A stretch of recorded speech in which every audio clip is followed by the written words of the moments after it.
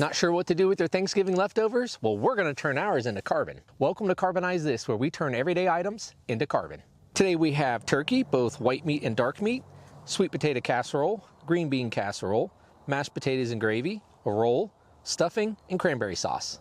And for dessert, we've got pumpkin pie and what we call in the South, pecan pie. Let's load these up in the carbonizer. I'm going to load the desserts first, and then the rest of the meal. Desserts first, right? Speaking of dessert, a few years ago, Marie Callender got accused of ruining Thanksgiving dessert. In fact, Sharon here was pretty upset. But personally, I don't think she cooked it for long enough. Ready to bake. Easy prep, ready to bake. Cook at 375 degrees Celsius for 6 to 7 hours, let cool, and check it out in the morning. Sounds good to me. We've got it loaded up, and I'll show you how my pie turned out at the end of the video. This is going to keep any oxygen from getting in so that the items carbonize instead of catching on fire.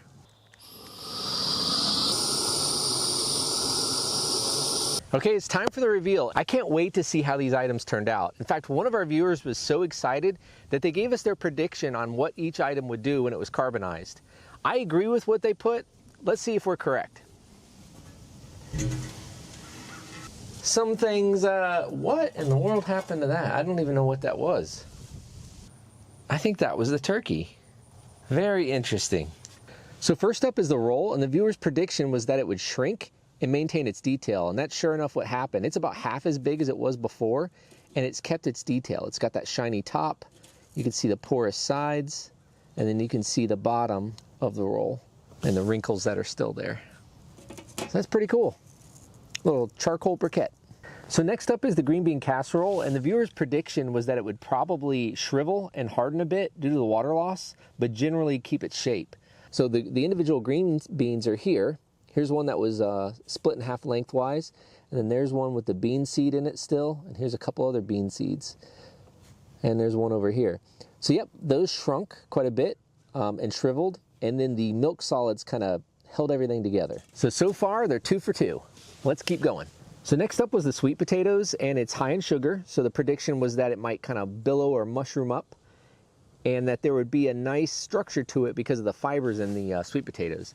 It actually didn't swell up as much as I thought it would. Maybe the sugar content of the sweet potato wasn't as high, but it did hold up together well. Let's turn it over and look at the bottom of it.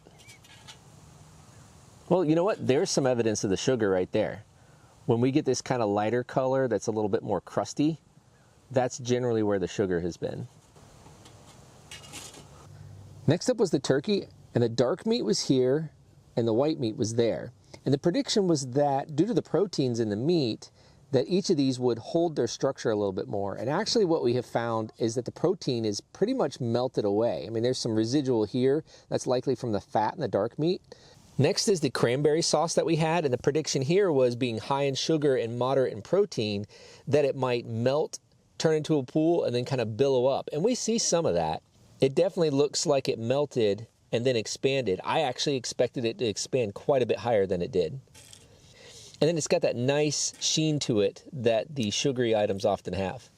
Next is the stuffing, and this particular recipe had bread, celery, and onions, and we see the pieces of bread. They held together, and that was the prediction. And then we've got these little pieces of celery right here. Let's see, here's another one. And they carbonized, and you know, based on this, I want to do a whole stalk of celery. I expected these to shrivel into nothing, but they actually maintained their shape. Here are the mashed potatoes and gravy, and the prediction was that the starch in the potatoes would help it keep its shape, and then the milk solids and fat would just kind of cause it to harden, and that's exactly what's happened here. The other prediction was that it might not fully carbonize, but we ended up running it twice because of another experiment that had a lot of liquid. So it's definitely carbonized completely. In fact, let's flip it over. Yeah, that's the potatoes holding their structure together well. Time for dessert.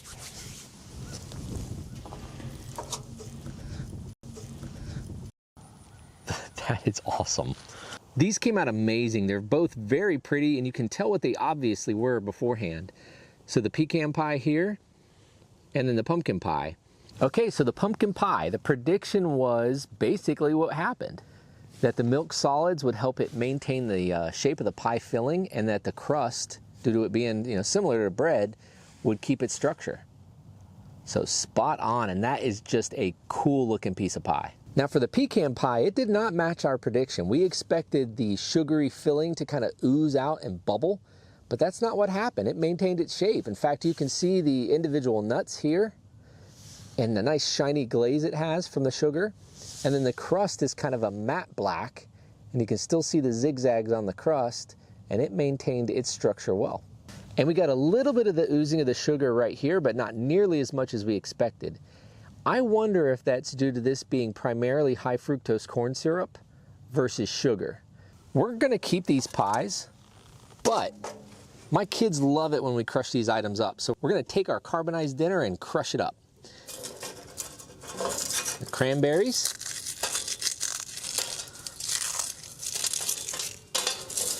What's left of the turkey. Sweet potato casserole. Green bean casserole, and this is extremely light.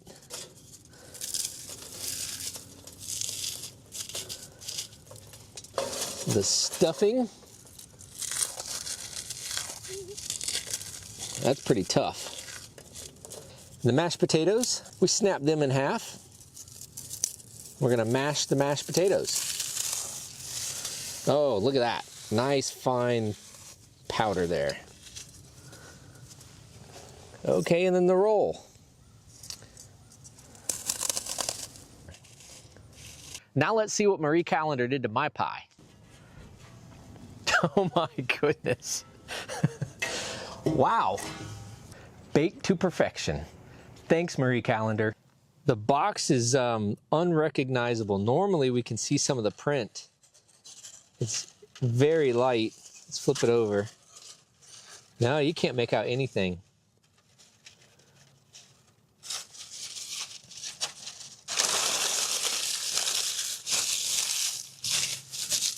Perfect. Now for the pie. I'm gonna take it out. Oh yeah, very light.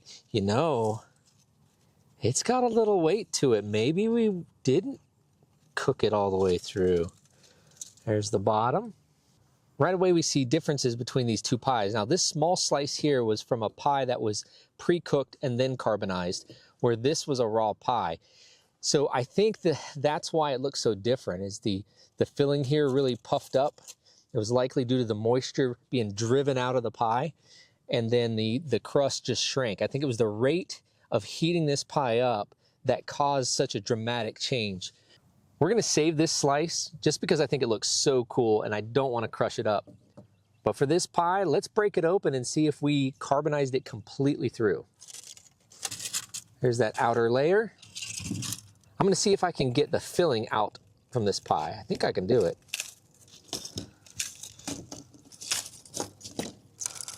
Nice flaky crust. That's what you want in a pie, right? All right, let's break it open.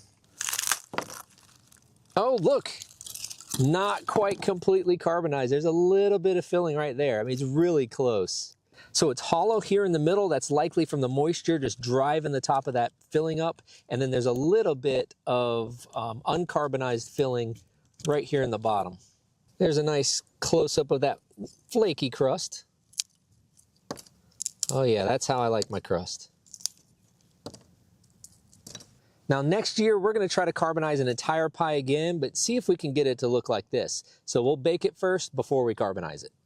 So that's what happens when you carbonize Thanksgiving leftovers. I hope your dessert turned out a lot better than ours did. Now, if you have any items that you want us to carbonize, put them in the comments below and we'll see if we can get it done. I hope you had a great Thanksgiving.